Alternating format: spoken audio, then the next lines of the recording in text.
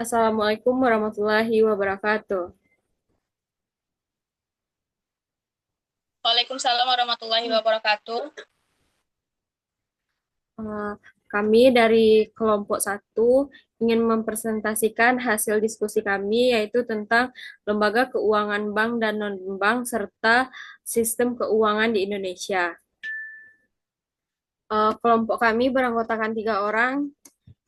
Yang pertama saya sendiri Diva Septiarini dan rekan saya Natasha dan Wildan Hakim.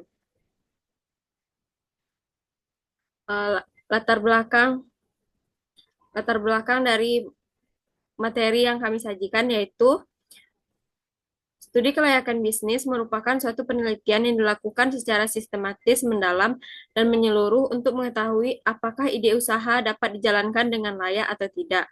Menurut Kasmir dan Jakfar tahun 2017, studi studi kelayakan adalah sebuah kegiatan yang bertujuan untuk menilai kelayakan suatu usaha dilihat dari berbagai aspek seperti pasar, teknis, manajemen, hukum, sosial, lingkungan, dan keuangan. Fungsi utama lembaga keuangan menghimpun dana dari masyarakat. Dana tersebut biasanya diperoleh dalam bentuk tabungan, deposito, giro, maupun premi asuransi. Bagi bank, dana ini menjadi sumber utama untuk menjalankan kegiatan usaha. Selanjutnya yaitu fungsi dan peran lembaga keuangan bank dan non-bank. Studi kelayakan bisnis memiliki peranan yang sangat penting dalam menentukan keberhasilan suatu usaha. Menurut Umar, studi kelayakan merupakan proses penilaian dapat membantu pengusaha maupun investor memahami apakah suatu ide usaha dapat dijalankan secara efektif dan efisien. Dengan adanya studi kelayakan, berbagai kemungkinan hambatan dapat diantisipasi sejak awal, sehingga pelaku usaha tidak hanya berfokus pada keuntungan tetapi juga faktor risiko dan keberlanjutan usaha. Fungsi utama lembaga keuangan yaitu menghimpun dana dari masyarakat. Dana tersebut biasanya diperoleh dalam bentuk tabungan, deposito, giro, maupun premi asuransi. Bagi bank, dana ini menjadi sumber utama untuk menjalankan kegiatan usahanya. Sekian materi yang dapat saya sampaikan. Materi selanjutnya akan disampaikan oleh rekan saya yaitu Natasha. Kepada Natasha dipersilakan. Baik, materi selanjutnya yaitu fungsi utama lembaga keuangan. Salah satu fungsi utama lembaga keuangan adalah menghimpun dana dari masyarakat. Dana tersebut biasanya diperoleh dalam bentuk tabungan, deposito, giro, maupun premi asuransi. Bagi bank, dana ini menjadi sumber utama dalam menjalankan kegiatan usaha. Misalnya, Bank Rakyat Indonesia atau disebut BRI menyediakan tabungan, Sipendes, dan Brit Ama untuk menghimpun dana dari berbagai lapisan masyarakat, sedangkan bagi lembaga non-bank, dana dapat dihimpun melalui premi asuransi seperti Produtal atau Allianz atau iuran dana pensiun. Proses ini, menghimpun dana ini sangat penting untuk mengalirkan modal ke sektor-sektor yang membutuhkan. Next.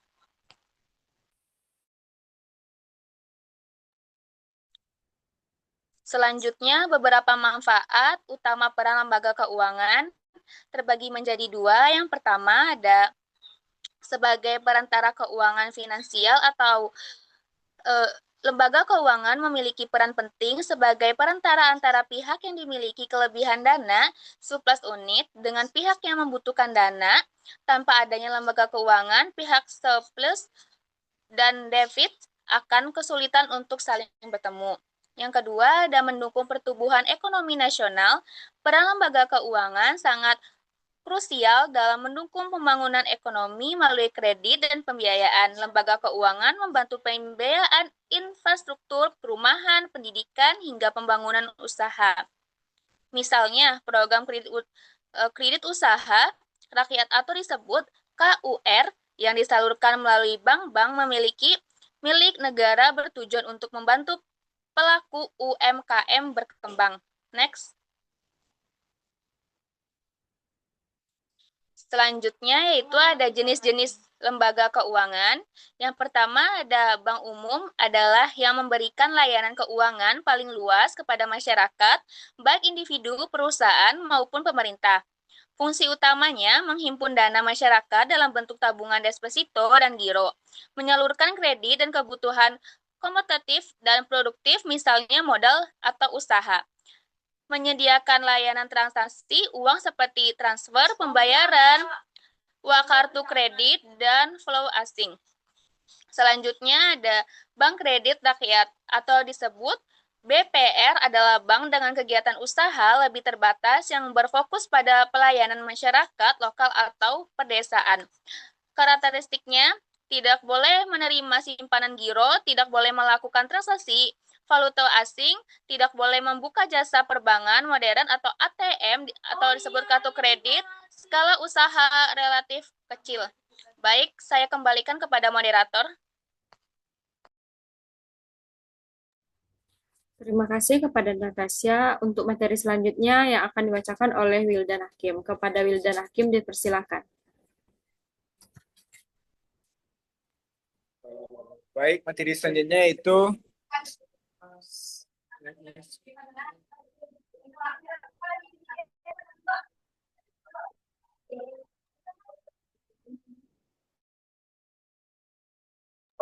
lembaga keuangan non-bank atau LKNB.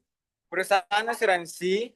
Perusahaan asuransi adalah lembaga keuangan non-bank yang berfungsi memberikan perlindungan finansial melalui mekanisme pengalihan risiko dari peserta atau tertanggung kepada perusahaan asuransi itu penanggung. Peserta diwajibkan membayar premi secara rutin dan apabila terjadi risiko seperti sakit, kecelakaan, kematian, atau kerugian harta benda, perusahaan akan memberikan klaim sesuai kesepakatan. Produk asuransi mencakup asuransi jiwa, kesehatan, kerugian maupun umum dan bahkan yang digabung dengan investasi unit atau unit link. Kedua itu penggadaian. Penggadaian merupakan lembaga pembiayaan yang menyediakan pinjaman dengan jaminan barang, bergerak atau kolateral. Proses pinjamannya relatif cepat dengan barang jaminan berupa emas, perhiasan, kendaraan, elektronik, bahkan surat berharga. Penggadaian memiliki dua bentuk utama, yaitu penggadaian konvensional dengan bunga tertentu dan penggadaian syariah atau RAN yang bebas bunga. Next.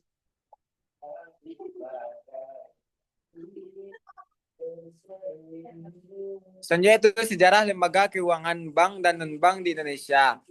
Studi kelayakan. Studi kelayakan bisnis dilakukan secara sistematis melalui beberapa tahapan agar hasil analisis lebih akurat dan dapat dijadikan dasar pengambilan keputusan. Menurut Kasmir dan Jafar tahun 2017, setiap tahap memiliki tujuan dan fokus kajian berbeda, namun saling berkaitan untuk memberikan gambaran menyeluruh mengenai kelihatan suatu usaha. Perkembangan lembaga keuangan Indonesia tidak lepas dari perjalanan sejarah bangsa ini. Pada masa kolonial Belanda, bank pertama yang terdiri adalah di Javaski Bank pada tahun 1828. Kehadiran bank ini lebih berfungsi untuk mendukung kepentingan ekonomi kolonial, khususnya dalam mengelola keuangan pemerintah Belanda Hindia Timur. Di Javaski Bank kemudian dinasionalisasi setelah Indonesia merdeka. Pada tahun 1953, resmi menjadi Bank Indonesia sebagai bank sentral. Selanjutnya,